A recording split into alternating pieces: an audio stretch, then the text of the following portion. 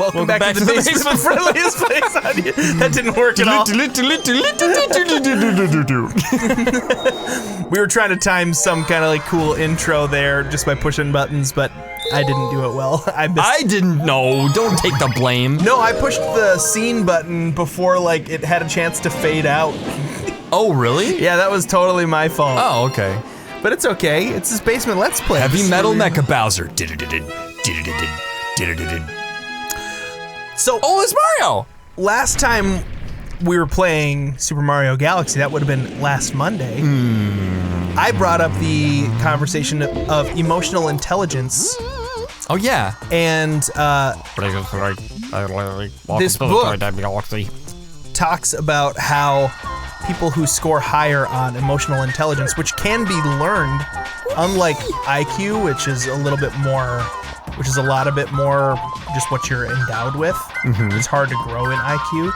Right. Well, it becomes static after a while.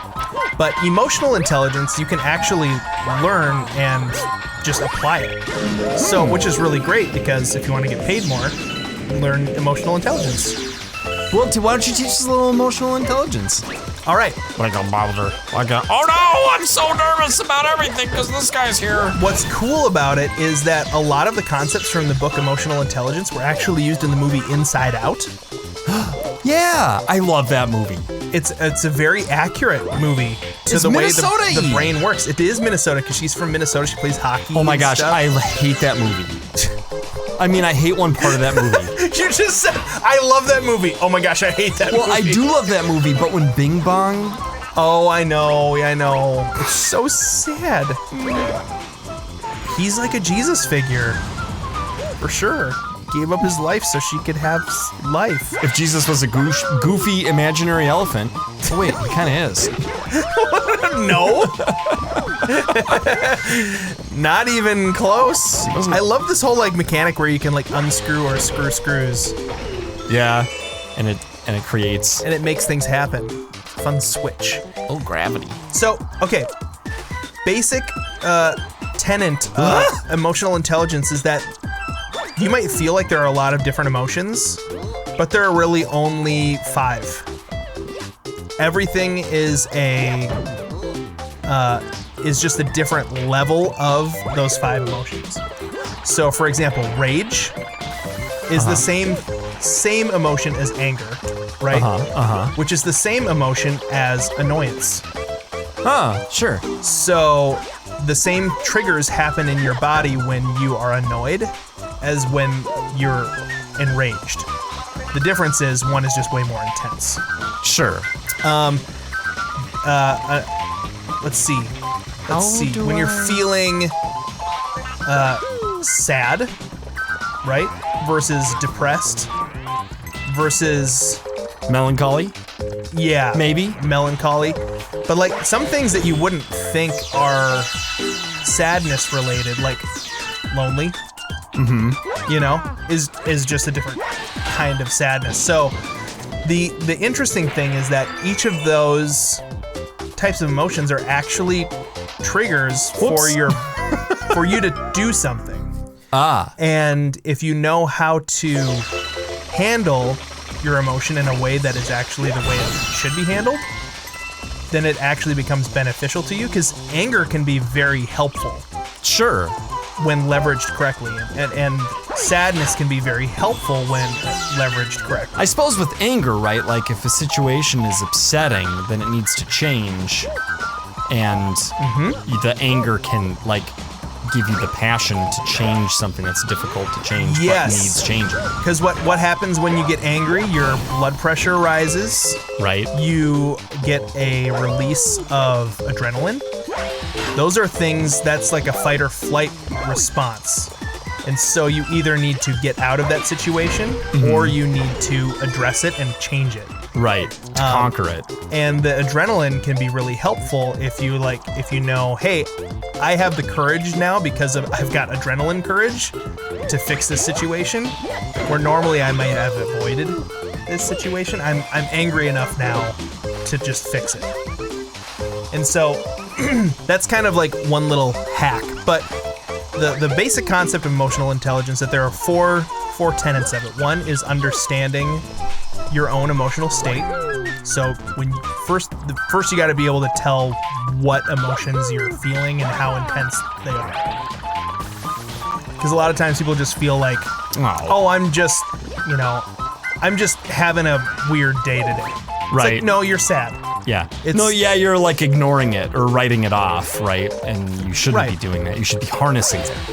Yeah, and the first step to harnessing it is figuring out what it is. It's like listening to your body. Yeah, oh yeah, exactly. But it's kind of like listening to your emotional state. So that's the first step. The second is then What the knowing heck? I don't know what the deal is with that. It's just like you did what it was supposed to do, and then it just like you fell off. Threw me into the abyss. So the first step is knowing your emotional state. The second step is knowing how to leverage your emotional state. Nice. So when you're angry, you're knowing how to say, okay, I'm angry. How can I use this to my advantage? Rather than just being angry and letting yourself just kind of do whatever you want to do with that anger. Because there's a good direction to use it. Or if you're sad, there's a good direction to use it to like process through. There's got to be a different way to do that step. I feel like I've been cheesing it, but it's a risky cheese. But I don't know the right way to do it. Maybe I'll stop talking for a second. No, you're doing fine. I'm not listening as much as you might be hoping that I am. No. I was more thinking that I could maybe help you figure out what the idea is. Follow the arrows, maybe? The arrows are pointing at like gravity. Oh. Just letting you know that there's a gravity switch there. Purple is the gravity. Yeah, purple's always a floor, but if there's arrows, then like in that area, they're different. So what I want to do is get across this yellow and onto that green on the lower right over here. Okay, what if you just go up here? Is that gate blocking you, or can you get in there? Well, gravity, yeah, I can move that, but what I've been doing is I've been jumping across here. See, I can't touch, and then a little spin and onto here. I don't think that's what I'm supposed to do. Oh, and then I always fall for this. I always go this way and don't want to, but then this fixes that. So maybe that's what I'm supposed to do is come back here and get on this and come across this way. Oh, I see. Because you're going the other way, it's a little risky and you fall off. Right. But then coming up here is where this is where things. So I've been failing. So don't undo that screw, maybe? Well, I think I got to. Because the orange thing is there. I just gotta not like fall for it. Yeah, see. Okay. So now I think I'm supposed to go back around the long way, which is kind of dumb. Oh, but that's the trick. I think that's what they're going for here. Got it. Okay. And then I have to like not let gravity ruin everything. Oop. See, wrong way here. Stop shooting at us. And the camera angle's suddenly just like. So the third step of emotional intelligence is understanding other people's emotional states. Being able to distinguish what they're actually, like by being able to look at somebody, you can tell the difference between if they're disgusted or upset. And that can be hard sometimes. So people who are really good. Oh gosh, how long have you known all this? Are you like analyzing me when I'm annoyed at you? Do you feel like I'm rage? Oh, dude, I analyze you all the time. Oh no. Oh no. No, it's okay. It's just, I mean, that's why I'm as good at, our interact. Oh, what's this? Spring Mario. Oh, doing, doing. Oh my gosh, that's a lot of. Yeah, Spring Mario action is kind of really hard to control, and one of the major complaints I think of Super Mario Galaxy.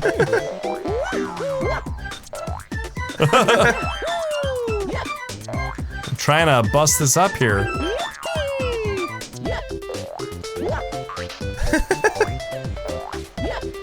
Finally. Just stay low. Sweet chariot. Coming forth to carry me home. Whoa. Oh my. Keep him from shooting us. Yeah, he's shooting big time.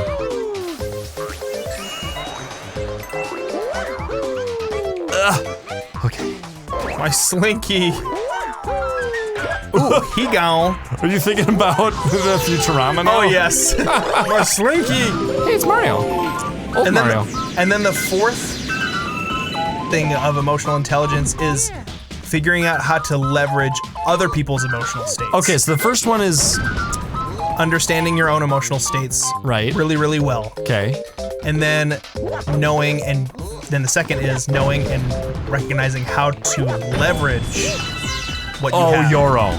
Because some people would say it's bad to be angry. It's not bad to be angry. You just gotta know how to aim it. So then the third one's understanding others, and then the fourth one is how to leverage others? Yes. And how to work with other people's, and especially if you're able to like walk into a room with 4 people who are in different emotional states and know how to like help all of those work together and tie them all together. It's kind of and weave like them together. diplomacy.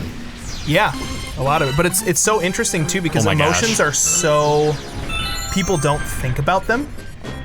You know, you just kind of like automatically do them. That by being somebody who knows how to understand and leverage them, you're already way ahead of so many people, and that's why those people who do well with it make more money because they're rare and they just make things work and keep things working. Uh-oh. Yep. I think I gotta go do that screw too. I bet you're right. Are these robots that you're climbing? This feels like a one giant robot. Like these are feet. Oh yeah, like a mech, like a Voltron. Yeah, this is definitely like a toy situation. I'll bet I had to do both to get that. Because you're climbing on Legos, screws, and all the gold ones come out, and the Phillips heads go in. That's exactly right. Although the Phillips ones are blue and the gold ones are flatheads. It's weird that you picked the color to describe one and the bit to describe the other. It's now that this is moved, we could come down here, I get coins, and stomp on this guy. You stomped good. I did stomp good. Into the thing. Oh. So when I'm cheerful and then we're not getting enough done because I'm goofy and instead of accomplishing things, I'm just having too much fun playing the game, like earlier tonight in Breath of the Wild. Yeah. You're able to like temper me and get me back on track? No. Is that the goal though? Do you wish that? No. Like, I actually had one of those moments tonight because I was like, oh gosh, I'm getting frustrated. And then I was like, wait a minute. I'm getting frustrated because I want us to like accomplish a thing. And then I was like, but then I'm like, give that bat a raise. That bat just took you out, dude. I was getting frustrated because we were wanting to accomplish a thing, but then you were having fun and doing, you know, and goofing around. Right. And so I was like processing through myself, like, is it gonna be helpful to try to get Peter to change his having fun? Or is that actually gonna be worse? And I was like, no, actually that's gonna feel crappy. For everybody watching, it's gonna feel crappy for Peter. It's gonna feel crappy for me, especially in the long term. I'm gonna be like, man, why didn't I just let Peter we're supposed to be having fun, you know?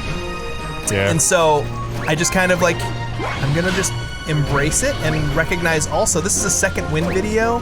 I don't have to like edit a bunch of this out. It's actually gonna be, it can actually go in there. It's gonna perform well no matter what we do, because apparently that's how those are working right now, you know? I don't need to worry about that stuff. And by processing through that, I was able to actually figure out, like, and the anger was a tip off to me that I need to figure this out. Not Peter needs to change. Well, when I get like tense like that, it's basically saying, Ted, you need to strategize.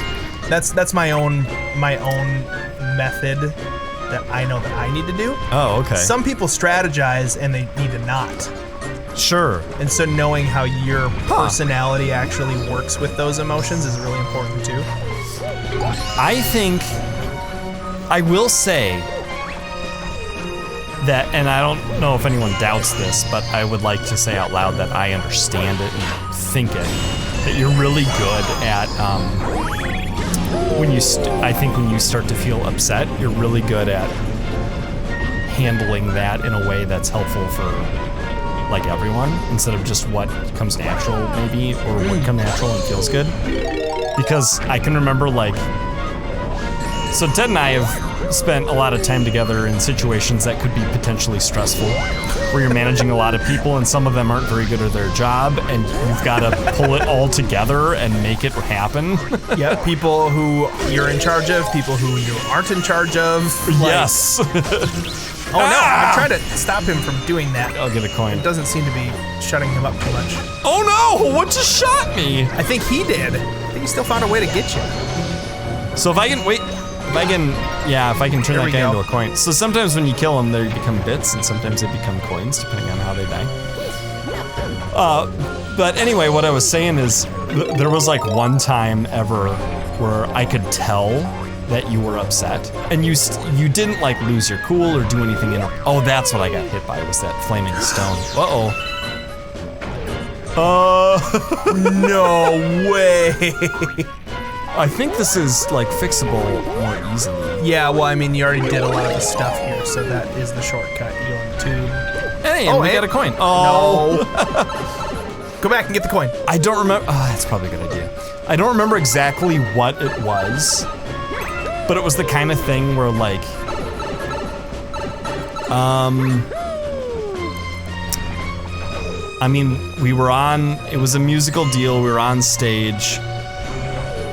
Oh, his arm is gone! I'm supposed to use his arm to get up here. Oh, I can use this elevator now, I bet. Oh, there's one. That one's a down elevator. Oh, is it? Oh, so that would have been your shortcut to get back up. I didn't realize, yes, okay. But now we realize know, if we fall, we can take these elevators. Okay. Oh, that is definitely a shortcut, dude. Yeah, Look at that. They put that in after the fact. Oh, this is his face. Yeah. Fireball. We're almost done. Fireball will be shooting you. Uh-huh. Bing. But yeah, so it was like a frustrating situation, and I mean, I think there was a lot going on, and it wasn't coming together, and you were a little, and like time was getting short. Yeah. And you were a little concerned about it all happening. And someone not me like was joking about or asking a question about like maybe trying to like be helpful but complicate things, you know? What if we change the transition from this into this? And you're like, I think the time to suggest changes has ended, and the time to execute what we've already agreed upon as best we can has arrived. It wasn't exactly that, but you, like, I could tell that you were like— I could see myself saying that. Here's what we're gonna do. And I was like, I am gonna help. I'm gonna tell him what the transition is. I'm gonna write, you know, I went into, there was just something a little bit about your mood that I was like, I'm taking charge of what I know I can do well to make sure all that goes well, and let Ted just do the stuff that I can't. And it worked out great. It turned out good, so. All right, Basement Dwellers, that was fun. We laughed, we cried, we hurled, and we talked about some emotions, insider stuff. Thanks for joining us. And we want you to join us again for more Super Mario Galaxy in the future. Until next time, Basement Dwellers, we think that you are more of a shining beacon of hope than 20 seagulls flocking together, and they run right into a lighthouse. in the basement. What's a lighthouse doing in the basement?